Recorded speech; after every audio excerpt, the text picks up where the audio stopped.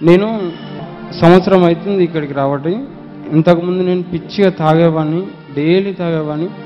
ఇక్కడికి వచ్చిన నుంచి నేను తాగుడు మానేశాను. 2వ వారం నుంచి ఇక్కడికి వచ్చి నుంచి తాగుడు మానేశాను. ప్రేయర్ ఆయిల్ అండ్ కర్చిప్ వల్ల దేవునికి వందనాలు. ఇంకో సాక్ష్యం ఏంటంటే, నాకు మ్యారేజ్ అయ్యి 9 సంవత్సరాలు అవుతుంది, నాకు ఇంకా పిల్లలు కాలేదు. నా గురించి మీరు ప్రేయర్ చేయండి ప్లీజ్.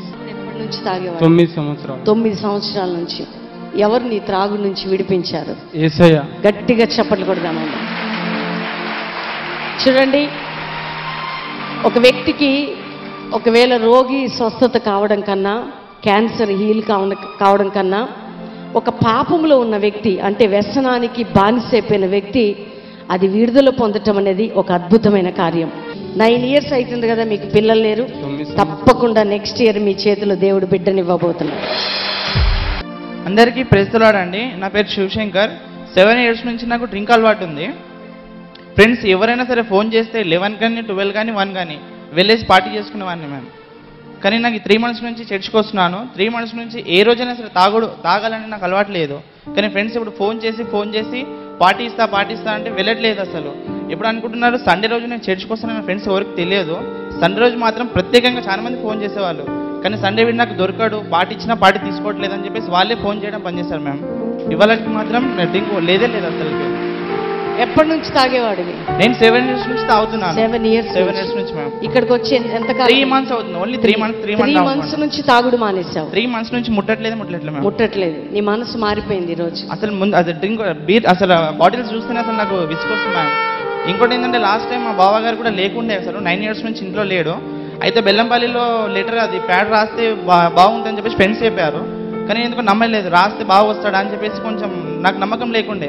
కానీ లాస్ట్ టైం బెల్లంపల్లితో నేను నా ఫ్రెండ్ ఇద్దరం కలిసి వచ్చాము, రాసి పెట్టగానే అసలు ఫోన్ చేస్తే ఫోన్ రిప్లై లేదు, అక్కడ నుంచి ఏం వార్త లేదు.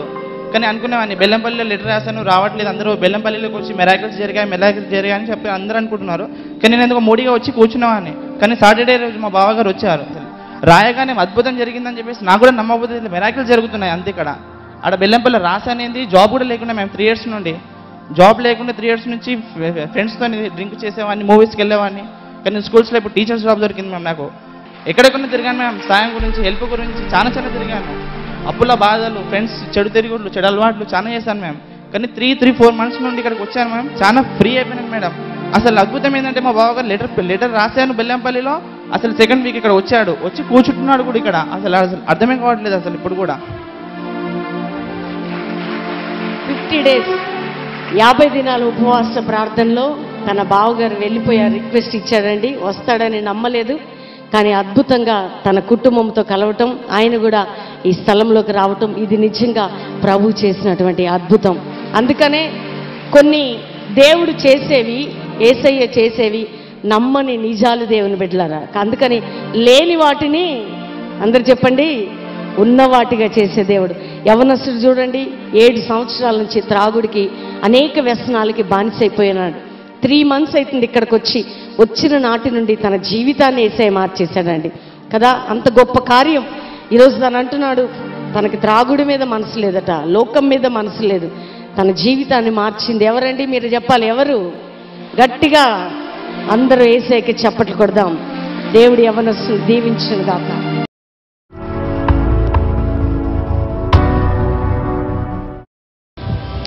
అపోస్తుల కార్యములు 11వ అధ్యాయం 26వ వచనం. వారు కలిసి 1 సంవత్సరం అంతయు సంఘములో ఉండి బహుజనములకు వాక్యమును బోధించిరి. మొట్టమొదట అంతియోకయలో శిష్యులు క్రైస్తవులు అనబడిరి. చాలు. మొట్టమొదట అంతియోకయలో శిష్యులు క్రైస్తవులు అనబడిరి. చాలాసార్లు క్రైస్తవులు అంటే సమాజానికి అర్థం కాలేని స్థితిలో అనేక క్రైస్తవుల యొక్క క్రైస్తవ జీవితం ఉంటుంది. క్రైస్తవులు అంటే ఎవరు? క్రైస్తవ దేశంలో పుట్టినవారా? చిన్నతనంలోనే బాప్తిజం తీసుకున్నవారా? పద్ధతి ప్రకారం జీవించేవారా? క్రైస్తవ కుటుంబంలో పుట్టినవారా? క్రైస్తవ మతం గురించి శ్రద్ధ కలిగిన వారా? ఎవరు క్రైస్తవులు? క్రిస్టియన్ అనే మాటకి అర్థం క్రైస్ట్ లైక్, క్రీస్తుని పోలి నడుచుకునేవారు క్రైస్తవులు. Christianity, that is not a religion. Christianity is a relationship between Heavenly Father and you and me. Amen. Hallelujah. Christianity అంటే దేవునికి మానవునికి ఉన్న సన్నిహిత బాంధవ్యమే. Christ plus unity Christianity. గట్టిగా చప్పట్లు కొడదాం. క్రైస్ట్ ప్లస్ యూనిటీ ఐక్యత, కలిపితే క్రిస్టియానిటీ. క్రైస్తవత్వము, క్రీస్తు ప్లస్ ఏకత్వము క్రైస్తవత్వము. గట్టిగా చప్పట్లు కొడదాం. కాబట్టి Christianity that is not a religion, అది మతము కాదు. దేవునితో సన్నిహిత బాంధవ్యమే క్రైస్తవత్వం. క్రీస్తుతో ఐక్యత కలిగి ఉండటమే క్రైస్తవత్వం. కాబట్టి ఒకవేళ ఈరోజు నువ్వు క్రిస్టియన్ అనే పేరు చెప్పుకొని సమాజంలో మందిరంలో ఉంటూ ఉన్నావేమో, కానీ ప్రియ సహోదరి సహోదరుడు, అందరూ క్రిస్టియన్స్ కాదు. క్రిస్టియన్స్ అంటే ఎవరంటే క్రీస్తుని పోలి నడుచుకునేవారు, వాక్యము యొక్క భయముతో వాక్యానుసారంగా ముందుకు సాగిపోయేవారు, క్రీస్తుతో ఐక్యత కలిగి ముందుకు సాగిపోయేవారే క్రైస్తవులు. నువ్వు క్రైస్తవుడిగా బ్రతుకుతూ లోక సంబంధమైన అలవాట్లు నీకున్నాయంటే you are not a Christian. Amen. నువ్వు క్రైస్తవుడు అని పిలువబడుతూ లోక సంబంధమైన పద్ధతులు ఆచారాలు నువ్వు పాటిస్తున్నావు అంటే నువ్వు క్రైస్తవుడవు కాదు. You are literally a gentile. నువ్వు అన్యుడవు మాత్రమే. ఈ టీవీ ప్రోగ్రాం చూస్తున్న సహోదరి సహోదరుడా, ఈ మందిర ఆవరణంలో కూర్చున్న సహోదరి సహోదరుడా, ఈ రోజు దాకా నీ ఆధ్యాత్మిక జీవితం ఏ విధంగా ఉన్నదో, క్రైస్తవ కుటుంబంలో పుట్టినావని నువ్వు క్రైస్తవుడు అని చలామణి అవుతున్నావేమో, చిన్నప్పుడే నువ్వు బాప్తిజం తీసుకున్నావని నేను క్రైస్తవుడు అని నువ్వు చెప్పుకుంటున్నావేమో, మా తల్లిదండ్రులు మా తాతలు క్రైస్తవులు కాబట్టి ఐఎమ్ ఆల్సో క్రిస్టియన్ అని నువ్వు చెప్పుకుంటున్నావేమో. నో. క్రైస్తవులు ఎవరు అంటే మొట్టమొదటిగా అంతియోకయలో శిష్యులు క్రైస్తవులు అనబడ్డారట. హల్లెలూయా. ఆ శిష్యులలో ఒక బ్యూటీ దేవుడు చూస్తున్నాడు, ఆ బిరుదు ఇచ్చినాడు. ఆ శిష్యులకు ఉన్న బ్యూటీ ఏంటిదంటే అపోస్తుల కార్యం 4వ అధ్యాయం 13వ వచనం. వారు పేతురును యోహానుల ధైర్యమును చూచినప్పుడు వారు విద్య లేని పామరులని గ్రహించి ఆశ్చర్యపడి వారు యేసుతో కూడా ఉండిన వారని గుర్తెరిగిరి. గట్టిగా చప్పట్లు కొడదాం. శిష్యులకి క్రైస్తవులు అనే బిరుదు ఎప్పుడు వచ్చిందంటే వారు యేసుక్రీస్తుతో పాటు నడిచినవారు. యేసుక్రీస్తుతో పాటు నడిచేవారు క్రైస్తవులు. ఆమేన్. హల్లెలూయా. నువ్వు యేసుక్రీస్తుని నమ్ముకోవటంను బట్టి you will not enter into the kingdom of God. యేసయ్యని నమ్మటంను బట్టి నువ్వు మోక్షానికి పరలోకానికి పోవు నువ్వు. కానీ యేసుక్రీస్తులో నువ్వు నిలిచి ఉంటే పరలోకానికి వెళ్తావు. ఎందుకంటే దయ్యములు కూడా నమ్మి వణుకుతున్నాయి. ఎవరు దేవుడని? యేసుక్రీస్తు దేవుడు లోక రక్షకుడని దయ్యాలు కూడా నమ్ముతున్నాయి, వణుకుతున్నాయి. నువ్వు నమ్మి నువ్వు గొప్పవాడవని పరలోకానికి వెళ్తావని ధీమాతో నువ్వు ఉండదు. కానీ నువ్వు క్రీస్తులో నిలిచి ఉండటానికే బైబిల్ కాలేజ్కి నువ్వు నడిపించబడ్డావు.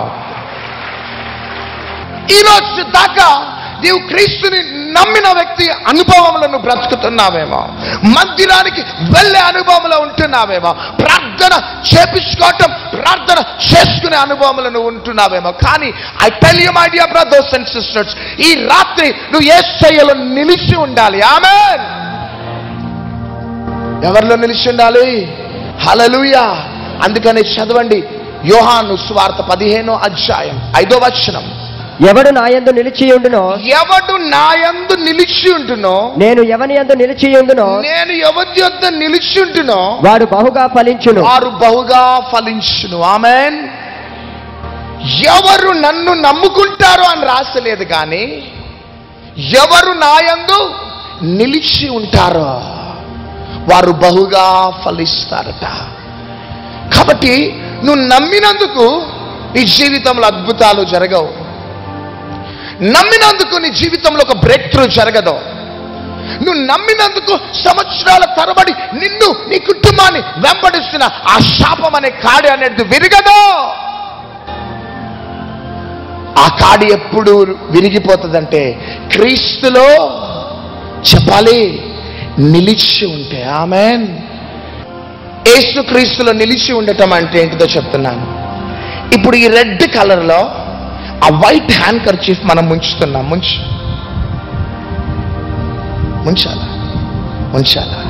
ముంచాలి తీయాలిక. ఆ వైట్ హ్యాండ్ కర్చీఫ్ ఏమైపోయిందంటే రెడ్ కలర్గా మారిపోయింది. ఒకవేళ ఈ వైట్ హ్యాండ్ కర్చీఫ్లో నేను ఒక మంచి పర్ఫ్యూమ్తోని ఉంచి ఈ యొక్క బౌల్లో మురికి వాటర్ పెట్టి ఒకవేళ ముంచి తీస్తే ఈ మంచి పర్ఫ్యూమ్ కూడా ఆ మురికి నీళ్లతో అతుక్కుపోతుంది. చూడండి, ఈ వైట్ హ్యాండ్ కర్చీఫ్ ముంచి తీయగానే తన యొక్క స్వరూపాన్ని మార్చుకున్నది, స్వభావాన్ని మార్చుకున్నది. గట్టిగా చప్పట్లు కొడదాం. లేపో. ఈ హ్యాండ్ కర్చీఫ్ యొక్క స్వరూపం మారిపోయింది, స్వభావం మారిపోయింది. అదే విధంగా ప్రియ దేవుని బిడ్డలారా, యేసుక్రీస్తులో మనం నిలిచి ఉంటే మన స్వరూపం మారిపోతుంది, మన స్వభావం మారిపోతుంది. గట్టిగా చప్పట్లు కొడదాం. అందుకనే క్రిస్టియన్ అంటే క్రైస్ట్ లైక్.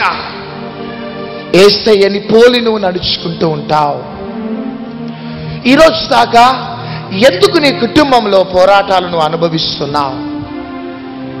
ఎందుకు నీ జీవితంలో వ్యతిరేకతలను అనుభవిస్తున్నావు? కారణం ఏంటిదంటే మందిరానికి వస్తున్నావు, వెళ్ళిపోతున్నావు, ప్రార్థన చేసుకుంటున్నావు, చేయించుకుంటున్నావు, కానీ యేసయ్యలో నిలిచి ఉన్న అనుభవం లేదు. సహోదరి సహోదరుడా, ఈ రాత్రి నీకు శుభవార్త ఏంటిదంటే ఈ రోజు దాకా నమ్మిన అనుభవం ఉన్నది, కానీ ఈ రాత్రి యేసయ్యలో మనం నిలిచిపోబోతున్నాం. గట్టిగా చెప్పు. ఎవరిలో నిలిచిపోబోతున్నాం? యేసయ్యలో మనం నిలిచిపోబోతున్నాం. ప్రియ దేవుని బిడ్డలారా, రెండు అనుభవాలు నేను చెప్పాలని నేను ఆశపడుతున్నాను. ఆ రెండు అనుభవాలలో మీరు ఏ అనుభవంలో ఉన్నారో ఒకసారి ఆల్టర్ కాల్లో మిమ్మల్ని మీరు స్వపరీక్ష చేసుకోవాలి. పాస్టర్ గారు, యేసయ్య నమ్ముకున్న పాస్టర్ గారు, కానీ ఎందుకు why I'm facing this problems, ఈ స్ట్రగుల్స్ ఎందుకు నా ఫ్యామిలీలో, నా కుటుంబంలో అనే కన్ఫ్యూజన్ నీకున్నదేమో. కానీ ఈ రాత్రి నీ ప్రశ్నలకి పరిశుద్ధాత్మ దేవుడు జవాబు ఇవ్వబోతున్నాడు. చదవండి, కీర్తన గ్రంథం 34:17 చదవాలి. నీతిమంతులు మొరపెట్టగా యెహోవా ఆలకించును,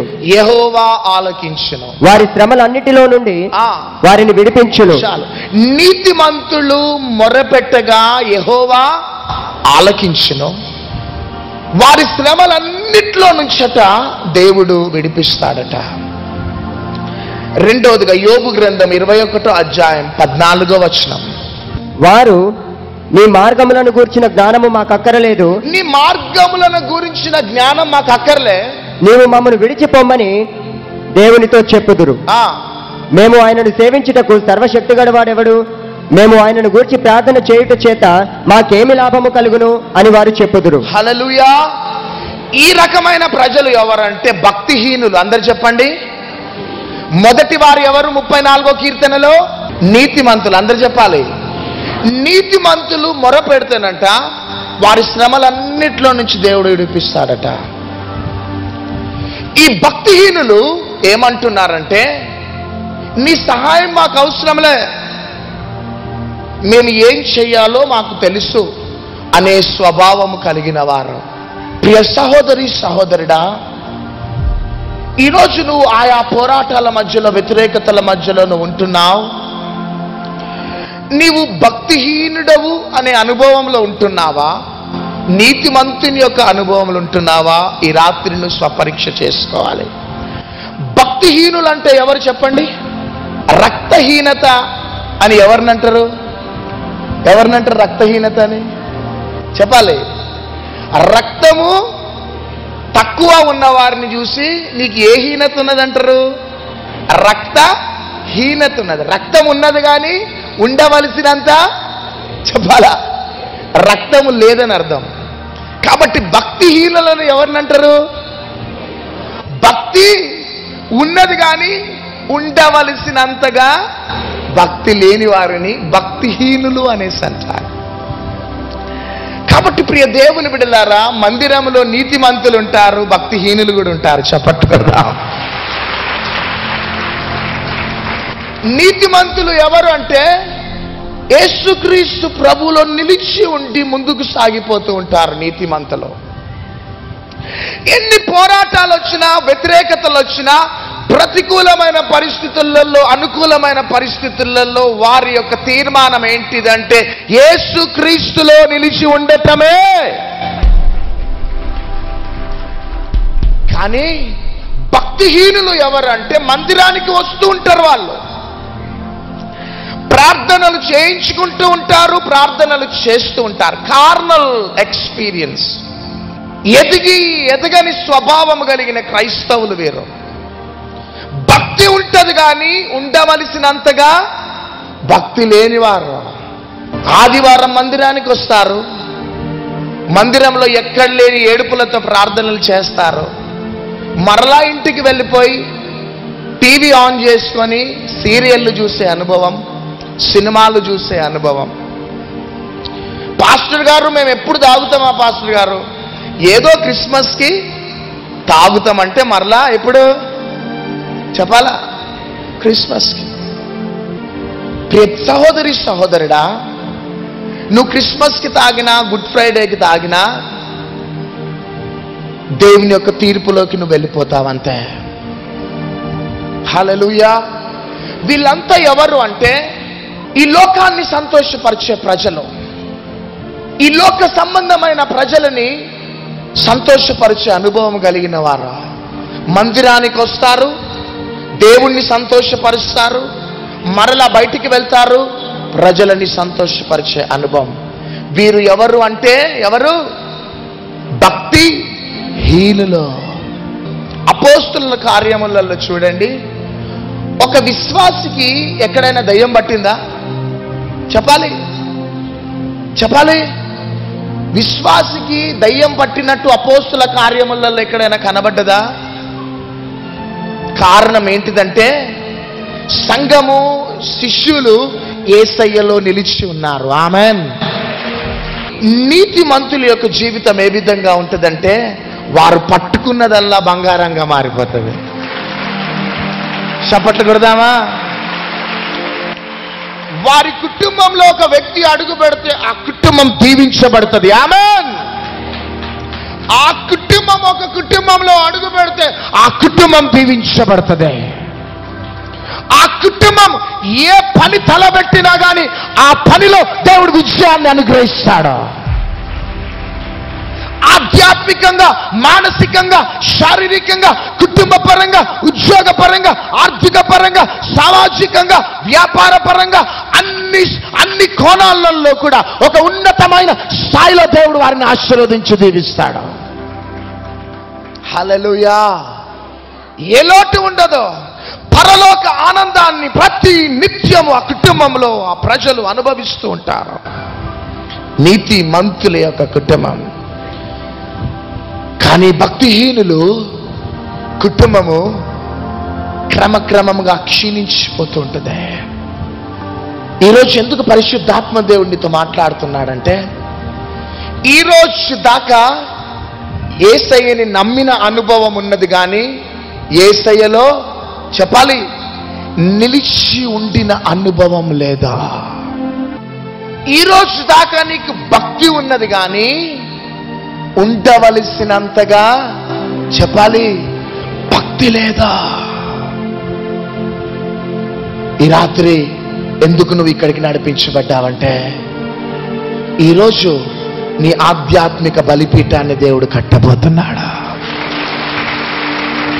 చూడండి, ఆదాము యొక్క మొదటి అనుభవం ఏంటిదంటే యేసయ్యలో దాగి ఉన్న అనుభవం ఆదాముదే. ఎప్పుడైతే పాపము ప్రవేశించిందో దేవుడి నుంచి దూరం అయిపోయి చెట్ల చాటున దాగి ఉన్న అనుభవం ఆదాముదే. రెండు అనుభవాలు, ఒకటి యేసయ్యలో దాగి ఉన్న అనుభవం, ఆమేన్. రెండో అనుభవం ఏంటిదంటే యేసయ్య నుంచి దూరం అయిపోయి దాక్కునే అనుభవం. నేను నమ్ముతున్నాను, చెట్ల చాటున దాగి ఉన్న అనుభవంలో ఈరోజు మీరుంటే ఈరోజు యేసయ్యలో మీరు దాక్కోబోతున్నారు. హల్లెలూయా. మన దేవుడు ఎవరంటే రోషము కలిగిన దేవుడు. ఆయన గట్టిగా చప్పట్లు కొడదాం. ఆయన బాహుబలం ఇంకా తక్కువ కాలేదు, ఆమేన్. మోషే కాలంలో ఏ కార్యాలైతే చేసినాడో, యెహోషువ కాలంలో ఏ కార్యాలైతే చేసినాడో, ఏలియా ఎలీషా కాలంలో ఏ కార్యాలైతే చేసినాడో, యేసుక్రీస్తు కాలంలో ఏ కార్యాలైతే చేసినాడో, అపోస్తుల కాలంలో ఏ కార్యాలైతే చేసినాడో, శాపంలో ఉన్నావా, భయంకరమైన మూర్ఖత్వంలో ఉన్నావా, భయంకరమైన పోరాటాల మధ్యలో అడుగు తీసి అడుగు వేయలేని స్థితిలో ఒకవేళ ఈ మందిర ఆవరణంలో నువ్వు వచ్చి కూర్చున్నట్లయితే మోషే కాలంలో చేసిన అద్భుతాలు, ఏలియా ఎలీషా కాలంలో చేసిన అద్భుతాలు, అపోస్తుల కాలంలో చేసిన అద్భుతాలు ఈ రాత్రి నీ కుటుంబంలో దేవుడు చేయబోతున్నాడు. హల్లెలూయా. చెయ్యబోతున్నాడు ఆయన. పక్కన వారితో చెప్పండి, చెయ్యబోతున్నాడని చెప్పండి. చెప్పండి పక్కన వారితో సెకండ్ తీసుకొని, ఈ రాత్రి చెయ్యబోతున్నాడు. ఆమేన్, ఆమేన్. మంచిగా ప్రేమపూర్వకంగా చెప్పండి, నీ కుటుంబంలో దేవుడు చెయ్యబోతున్నాడు. ఈరోజు నా కుటుంబంలో దేవుడు చెయ్యబోతున్నాడు. ఆమేన్. మీ జీవితంలో దేవుడు చేయబోతున్నాడు సహోదరి సహోదరుడా. హల్లెలూయా.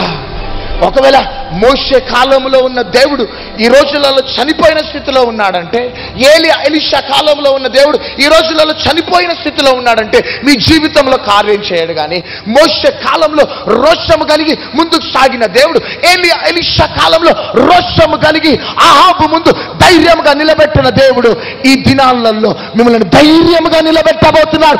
నేను ప్రవచిస్తున్నాను. ఆమేన్. నిలబెట్టబోతున్నాడు. ఆయన బాహుబలం ఇంకా చెప్పాలి తక్కువ కాలేదా. హోరామా షాందేరలా రియాలా. ఒకవేళ లక్షల అప్పులతో ఉన్నావా ఈ మందిరంలో,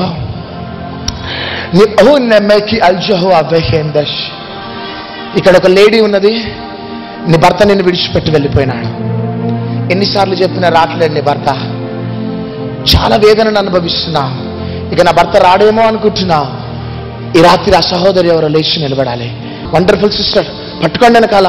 నీ భర్త రాబోతున్నాడు తల్లి. నీ భర్త రాబోతున్నాడు. పట్టుకోండి. టచ్. నీ భర్త రాబోతున్నాడు. చప్పట్లు కొడదాం. మీరు ఏ వ్యాధితో ఉన్నా ఇప్పుడే హీలింగ్ జరుగుతున్నది. మీ కాళ్ళ వాపులు ఇప్పుడే హీల్ అవుతున్నాయి. మీ స్కిన్ ప్రాబ్లం హీల్ అయిపోతుంది. ఆస్తమా, ఫిట్స్, ఏ వ్యాధి ఉన్నా ఇప్పుడు యేసయ్య తాగుతున్నాడు. 7 మార్లు మీ స్వరం విప్పి యేసు నామములో గద్దించాలి గట్టిగా. స్వస్థపరుస్తున్నాడు. యేసయ్య తాకుతున్నాడు. ఆయన నిన్ను తాకుతున్నాడు సహోదరి. నాకు మినిమం 3 నెలలు అవుతుందమ్మా. 3 నెలల నుంచి నాకు డిస్క్ ప్రాబ్లం అన్నారు. ఇవాళ వచ్చాను, కొంచెం ప్రేయర్లోకి వచ్చి నాకు ఫ్రీగా అనిపించింది. నొప్పి లేదు మీకు? జస్ట్ అట్లా. కానీ ఇంతకుముందు ఇప్పుడు అట్లా నడవలేక ఆడ చైర్లో కూడా అట్లా పట్టుకొని ఎంతో బాధపడ్డాను. లేచారు, ఇప్పుడు కొంచెం నడవగలుగుతారు. నెక్స్ట్ త్వరగా ఏమైంది? ఇక్కడ 6 రోజుల నుంచి నొప్పి గడ్డగా ఉంది. ఆ గడ్డ మొత్తం తగ్గిపోయింది. గడ్డ కరిగిపోయింది. గడ్డతో లేదు, కొంచెం నొప్పి ఉంది. నొప్పి మొత్తం కరిగిపోయింది. గట్టిగా చెప్పడు కొడదాం. దేవుడు ఈ బిడ్డకి స్వస్థత ఇచ్చి. ఈ చెవి నాకు సరిగా వినపడకపోతుంది. ఈ చెవి సరిగా చెవి సరిగ్గా వినపడేది కాదు. ఇప్పుడు ఏం జరిగింది? ఇప్పుడు ఫ్రీగా అయిపోయింది. ఇప్పుడు స్పష్టంగా వినబడుతుంది. ఎప్పటి నుంచి వినబడేది కాదు? 3-4 years. 3-4 years నుంచి ఇప్పుడు స్పష్టంగా వినబడుతుంది. ఎవరు నిన్ను ముట్టి స్వస్థపరిచారు? గట్టిగా చప్పట్లు కొట్టాలా? కాళ్ళు చేతులు బాగా నొప్పిగా ఉండేవి 2 నెలల. ఎప్పటి నుంచి బాధపడుతుంది? 2 నెలల నుంచి. 2 నెలల నుంచి. ఇప్పుడు నొప్పి లేదు, స్వస్థత జరిగింది. సంవత్సరం నుంచి తలనారాలు మెడలు నొప్పులు బాగా కొడుతున్నాయి. ఇప్పుడు వచ్చినప్పుడు కూడా బాగా నొప్పిగా ఉన్నాయి. ఇప్పుడు ముట్టి దేవుడు స్వస్థపరచండి. ఇప్పుడు ఫ్రీ అయిపోయింది. సంవత్సరం నుంచి చెవు నొప్పితో చాలా బాధపడేదాన్ని, అసలు వినిపించకపోయేది. ఇప్పుడు నాకు చాలా వినిపిస్తుంది. ఇట్లా ఏదో అయిపోయినట్టు అయిపోయింది ప్రార్థన చేసి. ఇప్పుడు వినబడుతుందా? వినబడుతుందా? చెవి స్పష్టంగా వినబడుతుందా? Spirit of God. ఈ రోజు దాకా భక్తిహీనుడిగా బ్రతికిన ప్రభువా, ఈ రోజు నీతిమంతుడిగా బ్రతికితే యేసు, ఎక్కడికి వెళ్ళినా నీతో పాటు వెళ్తా యేసయ్యా. నాకు నువ్వు కావాలి. గట్టిగా చప్పట్లు కొడుతూ ఈరోజు మీ జీవితంలో జరగబోతున్నది, జరగబోతున్నది, జరగబోతున్నది, జరగబోతున్నది. yes yes yes yes. ఈరోజు మీ కుటుంబంలో, మీ వ్యాపారంలో, మీ ఆర్థిక విషయాలలో ఏదో బ్రేక్ త్రూ జరగబోతున్నది.